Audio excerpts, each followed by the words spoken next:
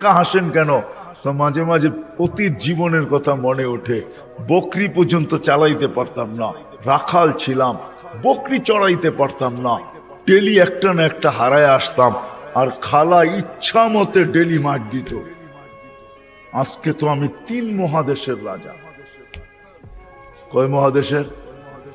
Europe, Asia, Russia. আগে মহাদেশ 3টাই ছিল, বাকিটি পরে আবিষ্কার হয়েছে। ইতিহাসের পাতায় টোকায় দেখলে আমারটা সত্য হবে। আগে মহাদেশ 3টাই ছিল, শুধু এশিয়া, রাশিয়া, ইউরোপ, এই 3টা ছিল।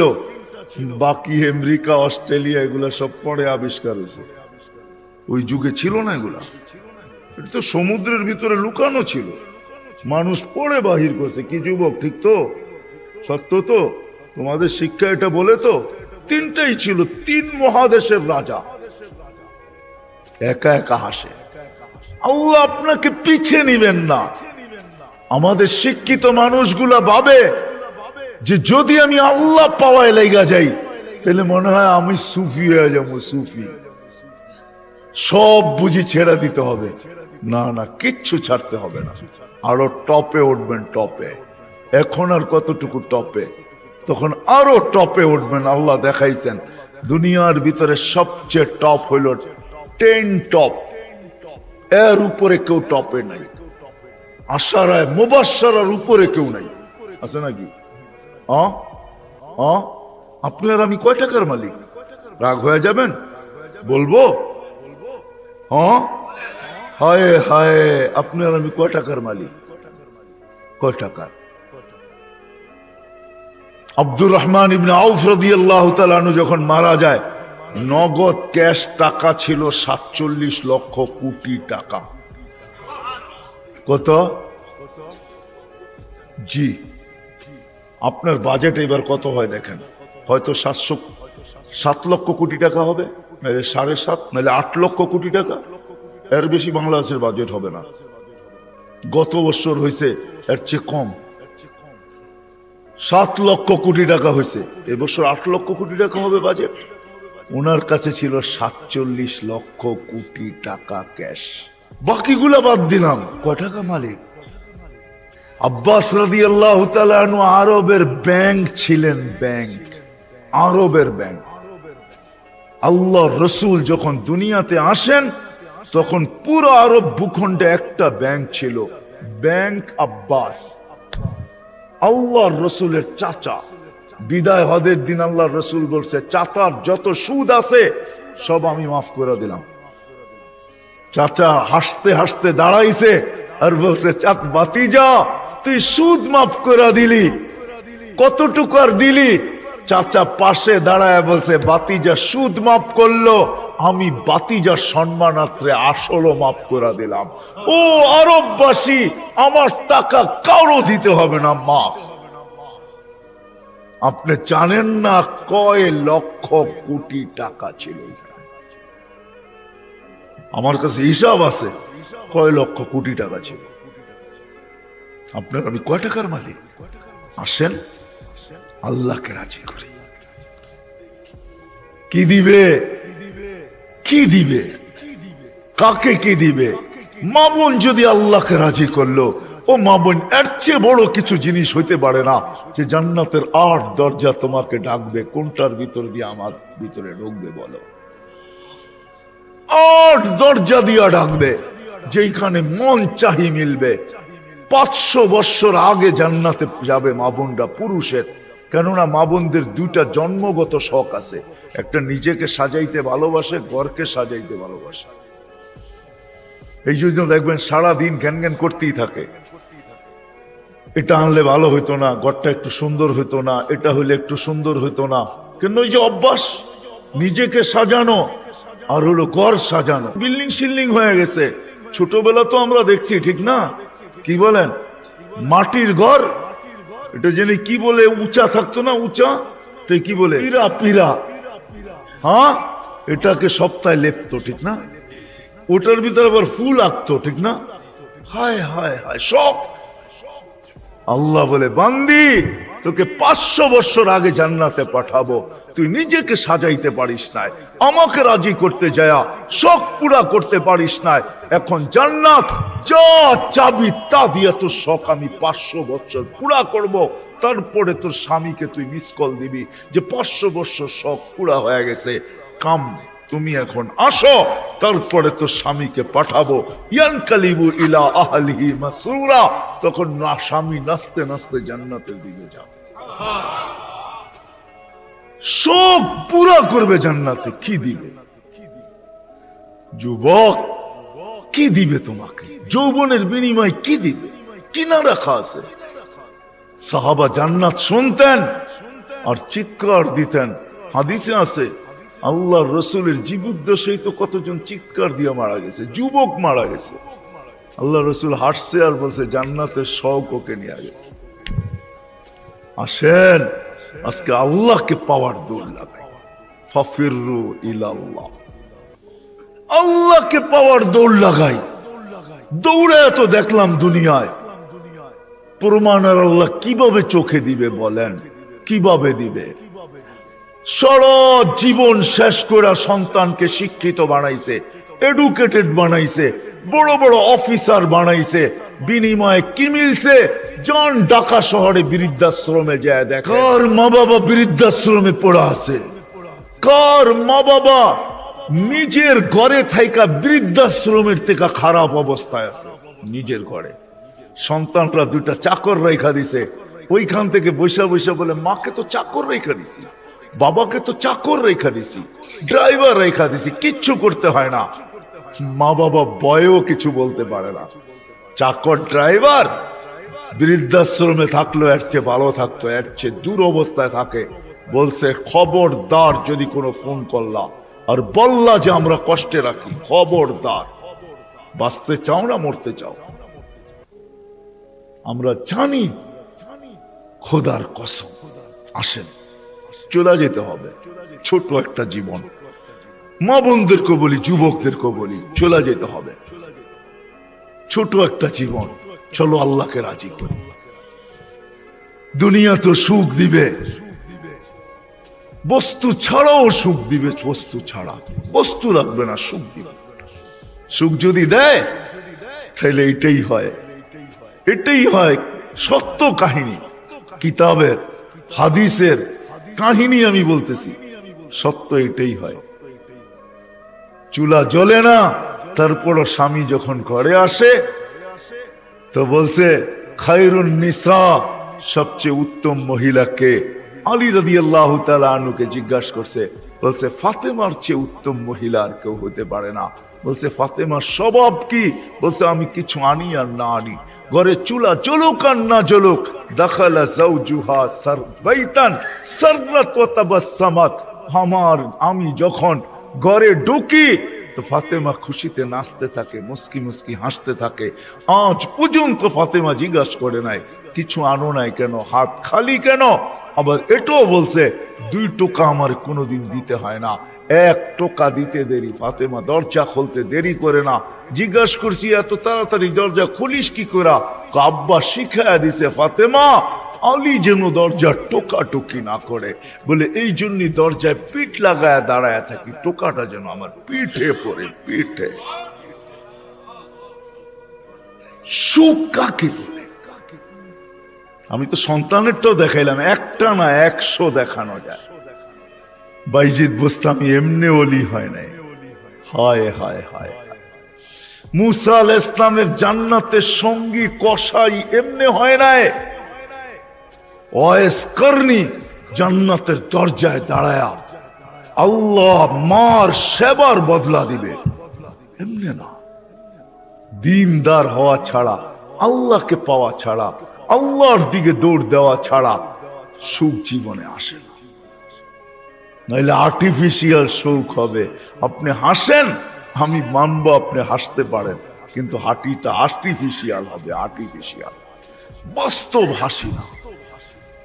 এই জন্য আল্লাহর রসুল আসছেন আমাদেরকে আল্লাহ পাওয়ায় দেওয়ার জন্য, আল্লাহকে মিলায় দেওয়ার জন্য, আল্লাহকে রাজি করা দেওয়ার জন্য। আসেন শিখি। শিখি, শিখতে হবে, শিখা ছাড়া হবে না। শিখার ক্ষেত্রে যেতে হবে, স্থানে যেতে হবে। আলহামদুলিল্লাহ, আমাদের দেশই একমাত্র দেশ, দুনিয়ায় অদ্বিতীয়। মক্কা, মদিনা, বাইতুল মুকাদ্দাস ভিন্ন কথায়, 3 জায়গার সাথে কোনো তুলনা হয় না। ছাড়া সারা দুনিয়ায় একদিকে আমার বাংলাদেশ, একদিকে আমাদের দেশের মতো সুবিধা কোথাও নাই। গ্রামে গ্রামে, গঞ্জে গঞ্জে, মহল্লায় মহল্লায়, পাড়ায় পাড়ায়, মসজিদে মসজিদে হক্কানি ওলামা আছে, হক্কানি আলেম, যাদের কাছে নবীদের আদর্শ রাখা আছে। এমন ইউনিয়ন নাই 2-4টা মাদ্রাসা না আছে, 2-4টা হেফজোখানা না আছে, এরকম কোন ইউনিয়ন নেই। আল্লাহ কিভাবে রাজি করা যায়। আমি কিন্তু দেখাইছি, আমার জাতি যদি ঘুমানোর সময় তওবা করত, ঘুমেরতে উঠেই তওবা করত, যে আল্লাহ সারা রাত্র ঘুমে কাটায়া দিলাম, তারপরও তুই আমাকে ফেরত দিলি, জীবিত করে দিলি। কত মানুষই তো সারা রাত্র ইবাদত করে কাটাইছে, আমি তো একটুও করি নাই, একবারও তোর নাম নেই নাই। উঠা যদি তওবা করত, ঘুমানোর সময় যদি তওবা করত, আমার যুবকরা যদি আজান দিলে মসজিদে ছুটত, কিচ্ছু না করতো, 24 ঘন্টার ভিতরে 5 ওয়াক্ত নামাজের জন্য যদি মসজিদ ভরা যেত, আজান দিতে দেরি, মসজিদে যেতে দেরি করে না। অথচ আব্দুল কাদের জিলানী রহমতুল্লাহ লেখছে, শুকর ও সকালবেলা ঘুমের থেকে উঠা বলে, মালিক কাইলা ইয়াকা আউয়ালা নাযরিন আলা মান লা ইউসাল্লি, মালিক তোর কাছে মাপ চাই, কোন বেনমাজির উপরে যেন আমার দৃষ্টি না পড়ে। আপনি বলবেন আমাদের এখানে তো শুকরই নাই, অসুবিধা কি নামাজ না পড়লে, ঠিক না? আপনি মনে হয় বোঝেন নাই, ঠিক না? যদি বুঝতেন, প্রত্যেক বেনমাজি শুকরের চোখে তার চেয়ে নিকৃষ্ট সে ভাবে, নাইলে সে কেন এই কথা বলবে যে আমার দৃষ্টিটা যেন কোনো বেনমাজির উপরে না পড়ে। আল্লাহ ডাকে 5 ওয়াক্ত নামাজের জন্য, 24 ঘন্টায় মাত্র আধা ঘন্টার জন্য ডাকে, মাত্র 32 রাকাতের জন্য ডাকে। আল্লাহ ডাকার দায়িত্ব নিতেন না, কোন উম্মতের দায়িত্ব নেন নাই, শুধু আমাদের নবীজির চেহারার দিকে চেয়ে দায়িত্ব নিয়েছেন। বিশ্বাস হয় না? হ্যাঁ, আমি বলবো দলিল দিতেছি, আমাদের ওলামা আমার সাথে একমত হবে, প্রমাণ দিতেছি। যখন 50 ওয়াক্ত দিছিলেন, মুসা আলাইহিস সালাম বলছে 50 ওয়াক্ত পড়তে পারবে না, কমায়া নিয়ে আসেন। কমাইতে কমাইতে কমাইতে কমাইতে প্রত্যেকবারে কমাইতে কমাইতে 5-এ আইসা ঠেকছে। মুসা আলাইহিস সালাম বলছে এর চেয়েও কমায়া নিয়ে আসেন। তখন আল্লাহ রসুল লজ্জায় চেহারা লাল হয়ে গেছে, আবার চাইতো, চাই কি করে। মুসা আলাইহিস সালাম বলতেছে আমি 2 ওয়াক্ত পড়াইতে পারি না, আপনি 5 ওয়াক্ত পড়াবেন, তো পড়াবেন কি করে? তখন দিলটা ভিতরে ভাঙা গেছে, আমার মনে হয় দিলটা ব্যথায় ভেঙে গেছে। কথা তো সত্য, কিন্তু লজ্জায় তো আর পাও উপরে আগে বাড়তেছে না, বাড়াই তো বাড়াই কি করা, ভিতরে ব্যথা। যদি উম্মত 5 ওয়াক্ত না পড়লো, তাহলে আমি মুখ দেখাবো কি করা? তখন আল্লাহ মনে হয় ডাক দিয়া কানে কানে বলছিলেন, বন্ধু নিয়া যান 5 ওয়াক্ত, আমি আপনার উম্মতকে ডাইকা পড়ায় আনিব, ডাইকা ডাইকা পড়ায় আনিব, আমি ডাইকা ডাইকা পড়ায় আনিব। এই জন্যই ফজরের সময় বলে আসসালাতু খায়রুম মিনান নাওম। যুবক পায়ে হাত রাখা বলে 24 ঘন্টা কিচ্ছু করো না, 5 ওয়াক্ত শুধু নামাজ পড়ো। আমরা যদি বলি কিচ্ছু জানি না, কি দিয়া পড়বো? এই উম্মতের জন্য করছেন, কোন উম্মতের জন্য করছে বইলা উলামা আমাকে প্রমাণ দিতে পারবে না। এই উম্মতের জন্য বলছে ইমামের পিছনে দাঁড়াও। ইমাম তোমা যেরকম ইঞ্জিন নিজের জন্য চলে না, ডাব্বাকে গন্তব্যে নেওয়ার জন্য চলে, ঠিক ইমামের পিছনে দাঁড়াও, ইমামের পড়া তোমার পড়া হয়ে যাবে। তুমি ইমাম যেমন করে এরকম করো, ইফআল কামা ফাআল আল ইমাম, ইমাম যেরকম করে ওরকম করতে থাকো, নামাজ তোমার কমপ্লিট। এই সুযোগ কাউকে দেন না। যদি 5 ওয়াক্ত নামাজই পড়তো, 5 ওয়াক্ত নামাজই পড়তো, আল্লাহ তো গ্যারান্টি দিতেছেন নামাজ পড়তে দেরি তোর গুনাহ মিটা যেতে দেরি হয় না। নাইলে আল্লাহ রসুল গাছের পাত, গাছের শাখা হেলায় দেখাবেন, তো দেখাবেন কেন? গাছের ডাল হেলায় দেখাইতেছেন, একটা পাতাও নাই। তো বলছে ওসমান, আমার বান্দা যখন নামাজ পড়ে গুনাহগুলা এরকম ছোড়া যায়, তাহলে এই দৃষ্টান্ত কেন দিবে যে 5 বার গোসল করার পরে শরীরে যেরকম ময়লা থাকার কোনো সুযোগ নাই, আমার উম্মত 5 ওয়াক্ত নামাজ পড়ার পরে গুনাহ থাকার কোনো সুযোগ? কেমনে বুঝাবে? কি করে বুঝাবে? কোন ভাবে বুঝাবে বলে? আমাকে বলে। ওই আল্লাহ ডাকে কিন্তু আসে না। কোন আল্লাহ? 5 বেলা ডাকে।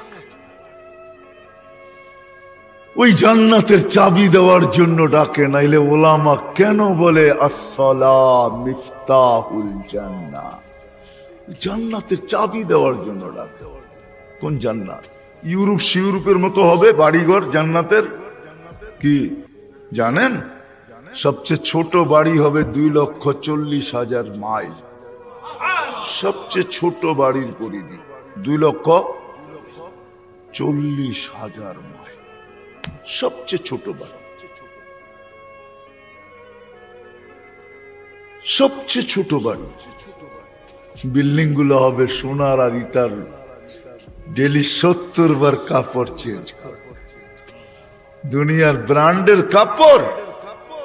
মা বোনরা লেহেঙ্গা পড়বে 3 কিলোমিটার ঘের হবে, সুতা দিয়া তৈরি হবে না, আলোর সুতা দিয়ে আল্লাহ বানাবে।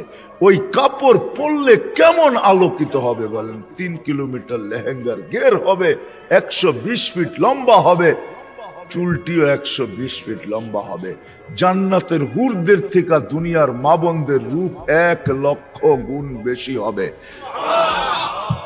যার 1 লক্ষ গুণ কম, তার ব্যাপারে আল্লাহ রসুল বলতেছে লাউ কাশাফা সাকাইহি লাগাবা যাউউশ শামস, পাও খুলে দিলে সূর্য চিরদিনের জন্য আলো হারায় ফেলবে। থুতু দিলে 7 সমুদ্রের পানিগুলা মিঠা হয়ে যাবে। লাউ জাহিকা আলা দুনিয়া লা তানাব্বারাতিদ দুনিয়া কুল্লা, হাসি দিলে সৌর জগৎটা আলোতে আলোকিত হবে।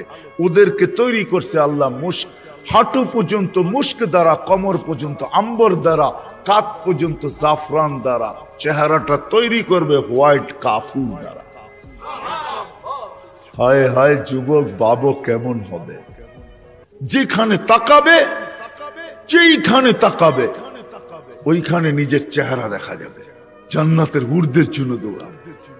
মা বোনদেরকে বলবো, দুনিয়ার গান্দা জিনিস, এই সস্তা জিনিস, জান্নাতের জিনিসের শখের জন্য দৌড়াই।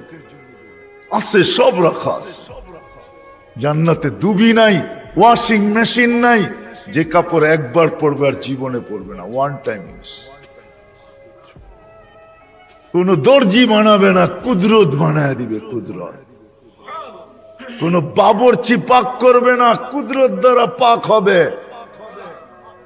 জীবন চিরদিন, কোনদিন মৌত আসবে না।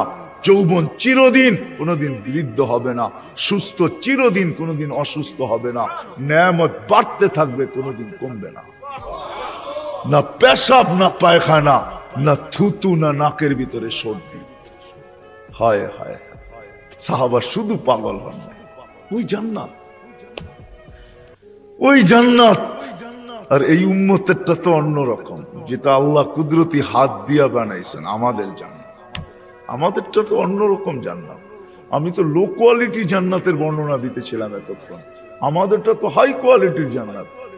জান্নাতুল ফেরদাউস যেটাকে বলে, জান্নাতে আদান, ওটা আল্লাহ নিজের কুদরতি হাত দিয়া বানায় বলছে যায়্যিনি লি আউলিয়াই, আমি বানায় দিলাম, কুদরতি হাত দিয়া সাজায় দিলাম।